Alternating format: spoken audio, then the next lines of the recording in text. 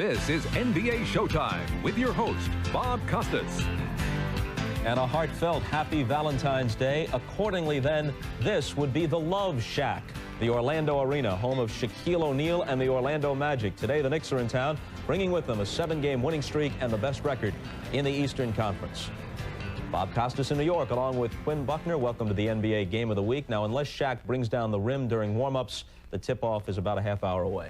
Yeah, that's the case. But with Patrick Ewing and Shaquille O'Neal, I know that's the marquee matchup. But I think in order for New York to be successful, what they have to be concerned about is getting Charles Smith involved in the offense, because he's the guy that can really key him. At 6'10", he's active and can play 3 positions. If he plays better offensively, New York can really challenge Chicago for the championship. Okay, now, as we said, this is the third matchup between Patrick Ewing and Shaquille O'Neal. Shaq has gotten the better of the first 2 meetings, using his 60-pound weight advantage and considerable strength to muscle Ewing.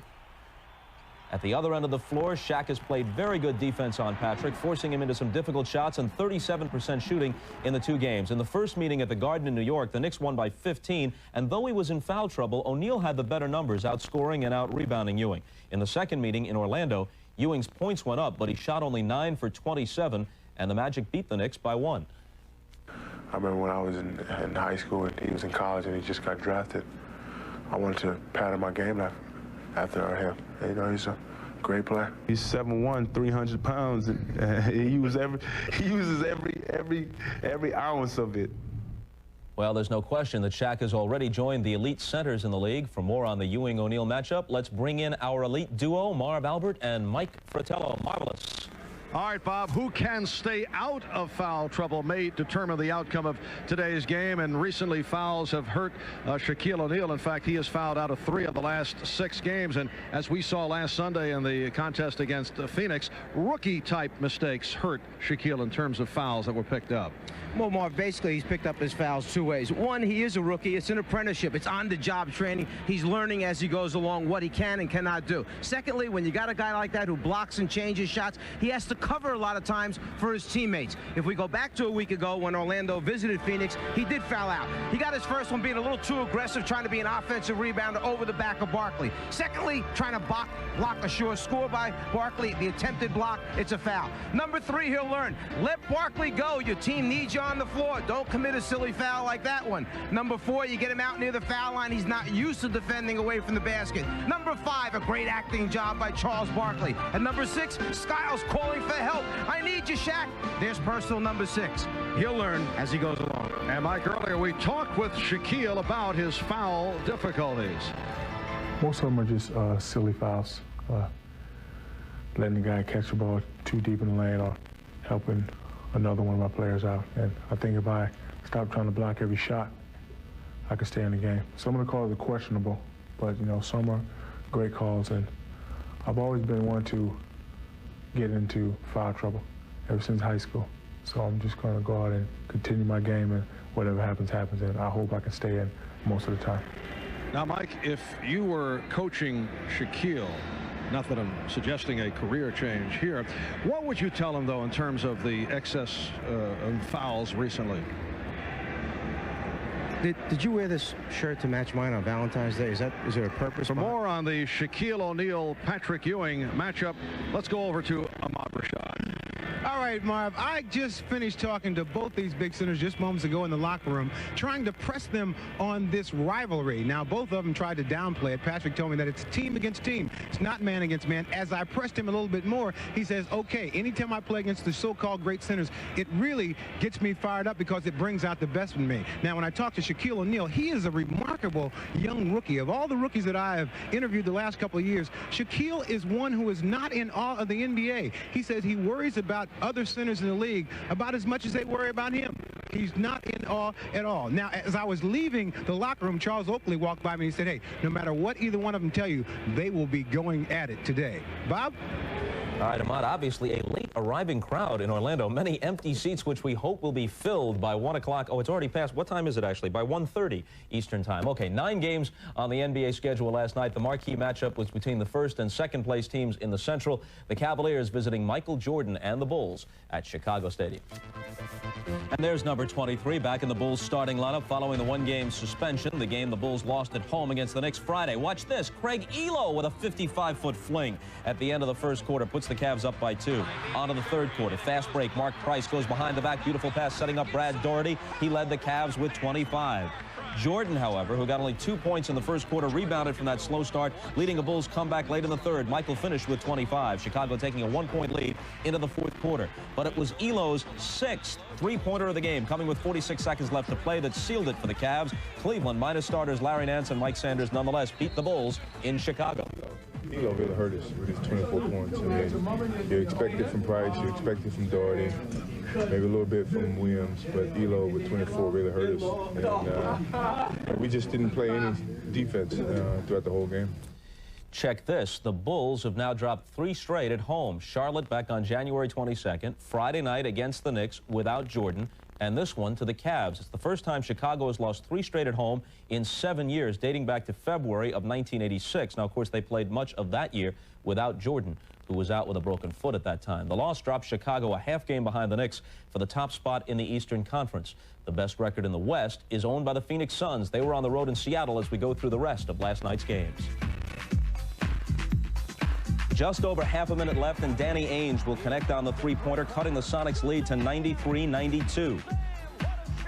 Then in the final seconds, the Suns inbound with a chance to take the lead, and they do it as Ainge dishes to Charles Barkley. Barkley hits the clutch jumper from the side, and it's Phoenix by 1, 94-93. Barkley had 33, but he celebrated prematurely because the Sonics had one last chance to win it, and Derek McKee drives right past Richard Dumas for the game-winning basket with only 0.4 of a second on the clock. Seattle thus snaps the Suns' 5-game winning streak. Boston's 4-game winning streak came to an end in San Antonio. David Robinson leading the way for the Spurs, 28 points, 10 rebounds. San Antonio has now won 7 straight overall, and they are 22-3 for John Lucas. In Utah, Mookie Blaylock with a nice setup for Dominique Wilkins. Wilkins in the zone all night for Atlanta. He got 22 of his game-high 43 points in the fourth quarter. The Hawks get back to 500 with a win over the Jazz, and Dominique will return to the Delta Center next Sunday for the NBA All-Star Game. Unfortunately, the same cannot be said for Sacramento's All-Star guard Mitch Richmond. He won't play in the All-Star game because of a broken right thumb. In the final seconds, Golden State down against the Kings by 1, but off the steal by Byron Houston, it's Latrell Sprewell hitting from long range, giving Golden State a 111-110 lead. Sprewell and Tim Hardaway each with 23. Following a timeout, Wayman Tisdale drives baseline and scores, but the play is whistled dead prior to the shot, a non-shooting foul nullifying what would have been the go-ahead basket, much to the chagrin of Gary St. Jean, the Kings coach. Still, Sacramento with one last chance, but Spud Webb misses at the buzzer. The Warriors hold on, and they snap their 8-game losing streak. 4 other results last night. Houston beat Minnesota as Otis Thorpe had 23. Christian Laettner with a season-low 7 for the Wolves. The Bucks snapped a 5-game losing streak. Frank Brakowski got 27 and grabbed 13 boards. The Pacers lost their 6th straight, despite Detlef Schrempf's triple-double, 34 points, 12 rebounds, 10 assists. The Nuggets have now won 10 straight at home. Robert Pack tied his career high with 21. And the woeful Mavericks lost by 23 at home to the Sixers. Dallas is now 4-43, and at that pace would finish 7-75. The all-time NBA record for fewest wins is 9, set by Philly in 1973. In light of that, I'm not sure if the Mavericks' interest in you for their head coaching spot is an invitation or a threat. All right, let's not negotiate on the air. Coming up, those 2 icons of information, the insiders, Peter Vesey and Bill Walton, will join us as NBA Showtime, oh, what a frightening sight, continues. Bill Walton, congratulations. Obviously, it's well-deserved. And Peter Vesey, who claims to once have visited the Basketball Hall of Fame in Springfield, Massachusetts. Well, the first topic is the skirmish between the Pacers' Reggie Miller and Michael Jordan on Wednesday at Market Square Arena. You've probably seen this already. One more look. They had been pushing and shoving, and ill feelings had been brewing earlier in the game. Now, at this point, Miller, after the tip-in, comes right after Michael, and Michael goes off, chases after him. Miller's going to get much the worst of it here as Michael grabs him and eventually rakes him across the face. But it was Miller who was tossed out while Jordan remained in the game and scored 40.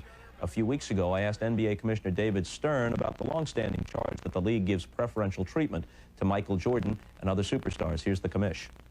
We have rules, and we try to apply them evenly to everyone. Michael Jordan bumped an official. Was it last year or 2 years ago? I think I put it out of my mind. In that overtime game in Utah? Yeah, and when Phoenix, when he played the only game in Phoenix that season, he had to sit down, and the fan mail was hateful. And I understand it. It was, how could you take him away on the only game into Phoenix? The answer is that's the rule, and it applies to everybody.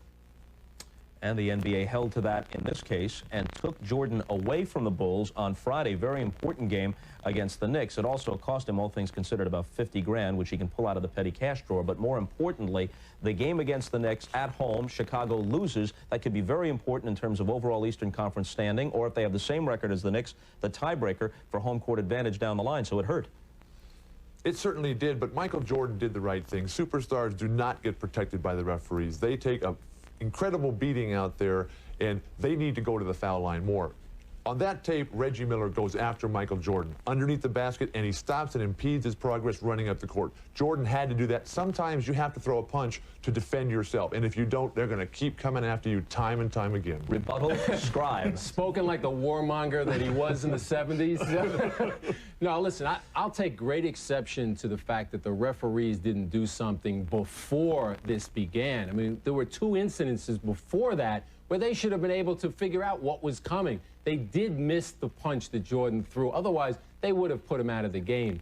But Rod Thorne, the VP of Violence of the league, told me that there have been 20 instances since he's taken over there in the league office where refs have missed things and he's had to come in and make a decision and suspend somebody or fine somebody the day later. It was eminently fair. Well, I'm going to disagree with you on for a change. Why not? Because I do think the superstars do get the benefit of the doubt. Now, where I don't argue with you that he has to protect himself, but I think the officials had this opportunity, as you said, to stop this thing early. They didn't do it, but the rule is fairly applied once they had the chance to do this. In addition to this, quite frankly, I've got to think some of this has to do with the Bulls struggling, and Michael might be a little bit frustrated here, and that may have been his frustration coming out. All right, next item on the agenda here, the trade deadline is 11 days away. What's hot? Well, it's been pretty well documented that the Blazers have been trying to trade Kevin Duckworth. Hardly part of the rotation anymore. But the biggest news that I found out is that they're trying to move Clyde Drexler. They're shopping him all over the league. There's been a lot of dissension among the troops the last couple weeks. Clyde has gotten into it with some teammates. He wants the ball more. They are upset about his defense. Coach Adelman had to call every player in at the beginning of the week and talk to them individually. And the Clippers are the one team that have reached out for Clyde, talking about Danny Manning. Now, Duckworth might have to be included with that and another Clipper, but they are talking. It's interesting that finally Clyde Drexler is doing what the Blazers have wanted him to do for years, be assertive, aggressive, a leader, want the ball more. And now that he's doing that, they're dumping him. But if they can get a Danny Manning, that would be great for them because their front line is really struggling. And with Rod Strickland in the mix in the backcourt now, they've got more flexibility. Drexler is certainly a possibility. Well, I think it's a real possibility for a lot of reasons. I think this is a team that's been to the finals enough times with this unit as a nucleus, and it's time to look at changes where you and I agree for a change, is that Clyde is definitely on the downside. And if you get a Danny Manning, you got a chance to move up that ladder maybe a little bit more. I know the Suns are already at the top of the heap, but they're looking to get better still as the playoffs approach, so they want a deal. That's right. As evidence as we saw before when Richard Dumas couldn't stop Derek McKee, they need a defensive stopper. They need a rebounder. They're talking to Detroit about Dennis Rodman, offering, you know, the regular suspects, Oliver Miller, Chambers, Ceballos, Knight, those kind of guys must stop. I don't think that'll be enough, but Bill's got another possibility. Clippers also want Rodman very much, and they're willing to give Loy Vaught or Kenny Norman, put in Gary Grant, and a lottery-protected #1 draft choice there. That could get the deal done. Any team would want Dennis Rodman that has a chance to win. He's an emotional player. He can't produce on a team that has no chance to go anywhere. That's Detroit right now. And then what's going to happen to the rest of those championship players in Detroit once Rodman leaves? But of course you assume the risk involved with his personal circumstances, tragic as they are. When we come back, Quinn takes a look at the improving Knick offense. Their defense is already among the league's best. Now their offense apparently is clicking, and we'll get to it right after this. John Starks. Like his teammates, Starks has been on something of a tear, averaging better than 20 a game during the Knicks' current 7-game winning streak. New York's offense has come alive in the last couple of weeks. For most of the season, they were among the poorest shooting and lowest scoring teams in the league, but they've turned things around during the winning streak, scoring over 100 points in all 7 games and shooting better than 52%. Here's Quinn.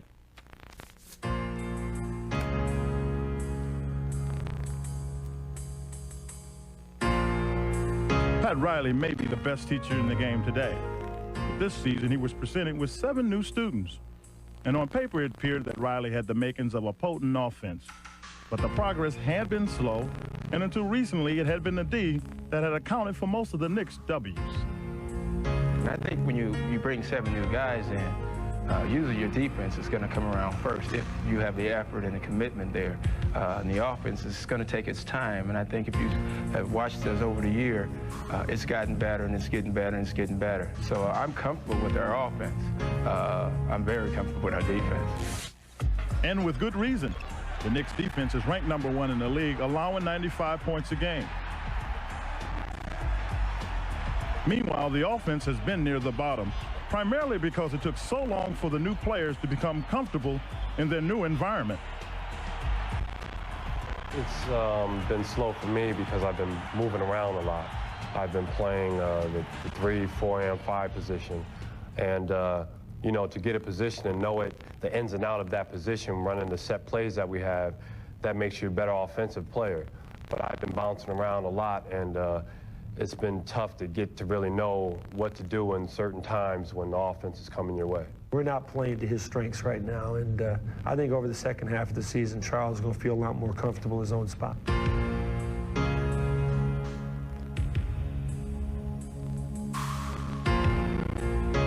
The transition for me has been more mental. First of all, I just had to deal with getting past some of the injuries and the back problems I've had this year, and also just getting ready for the mental part of it, of not being in a high-profile type of a role, and just trying to be as consistent as I possibly can when I'm asked to do something, and just to make sure that I'm focused when I get on the basketball floor.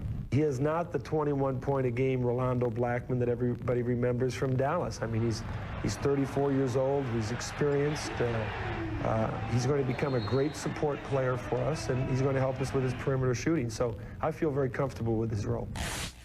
Now 47 games into the season, it appears the offense is finally coming together. The Knicks have won 7 in a row and have eclipsed the 100-point mark in each of their last 8 outings. The recent play of John Starks has provided the added backcourt spark the Knicks lacked earlier. Riley's new class appears ready for the second semester. Our overall field goal percentage the last 6 or 7 games is up over 50%. We're scoring about 103, 104 points a game, and I always thought that we would probably be 6 or 7 points better once our players really understood the roles a little better, and maybe they understood the offense. We were trying to run a little bit better, and they just felt more comfortable. And I do think we're going to get better as the second half of the season comes past. Everyone wanted it so bad to work in game 1, not understanding it takes time. I think we're learning that. Everyone is going with what got them traded here, and now it's starting to work. The players that we had last year, Mason, Oakley, Patrick Ewing, John Starks, and Greg Anthony, because of them knowing the system, knowing what I want, it's almost as though they're gravitating to the majority of the minutes, with our newer players becoming support players. I don't know if that's going to be the case the second half of the year, but it's just sort of looking like it's developing that way, and I think that's what this whole process is about, is that it really does come to a head. Players will take care of playing time, combinations take care of combinations, and by the end of the season, you hope you got it right.